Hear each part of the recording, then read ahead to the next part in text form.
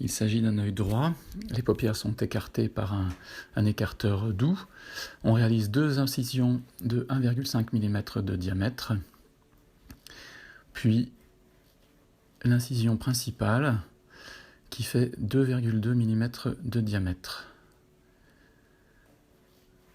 L'incision étant faite, on va injecter dans l'œil, à la partie antérieure, ce que l'on appelle du produit visqueux qui va prendre la place du liquide de l'œil et protéger la cornée. On va donc ensuite réaliser avec une aiguille une ouverture dans le sac de la cataracte.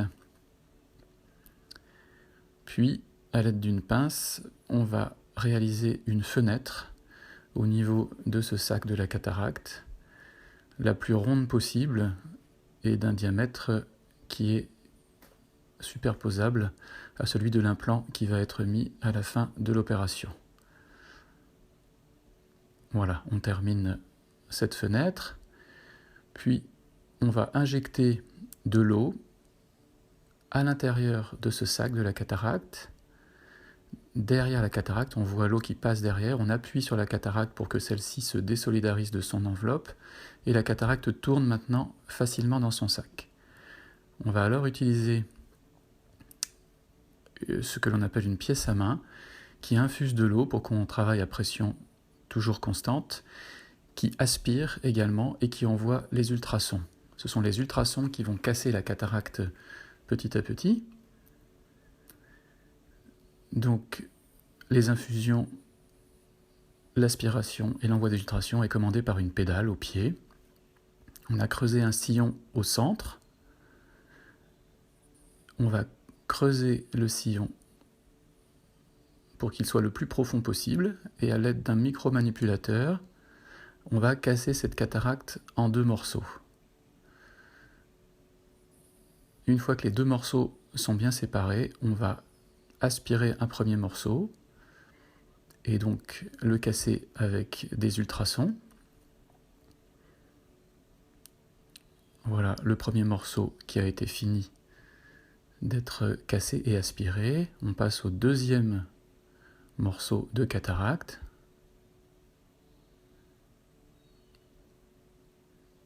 Il faut faire attention durant cette procédure à ne pas aller toucher l'enveloppe de la cataracte au niveau postérieur, ce qui serait une grosse complication.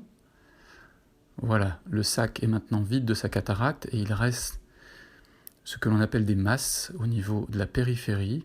Donc ce sont des reliquats du cristallin qui ne sont pas durs, donc on n'a pas besoin d'ultrasons. On a donc une canule qui envoie de l'eau dans l'œil et l'autre qui aspire. Et avec celle qui aspire, on va aller peler cette partie périphérique de la cataracte. Donc la canule qui aspire va être changée de côté pour passer par l'autre incision, pour avoir accès au morceau qui reste. Voilà, on a interverti les sondes. On va ensuite aller peler les derniers résidus du cristallin.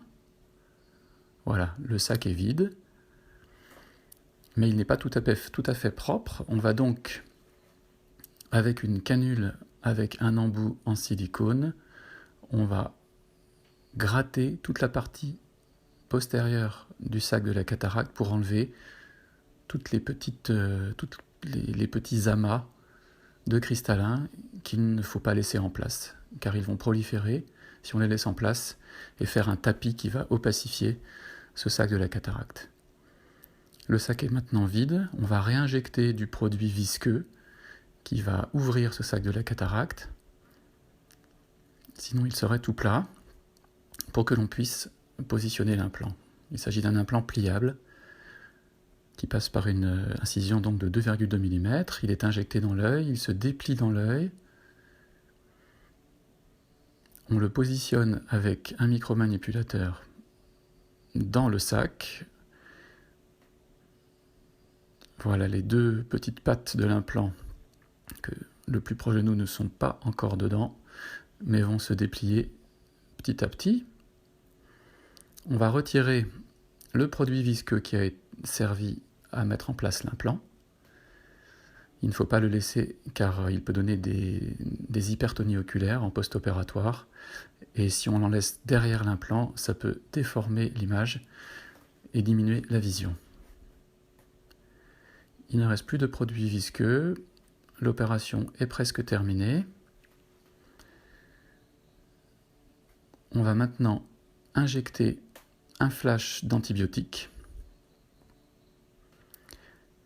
Et pour terminer l'opération, on va injecter au niveau des 2 incisions de 1,5 mm de l'eau qui va faire gonfler les incisions et ainsi rendre l'œil parfaitement étanche.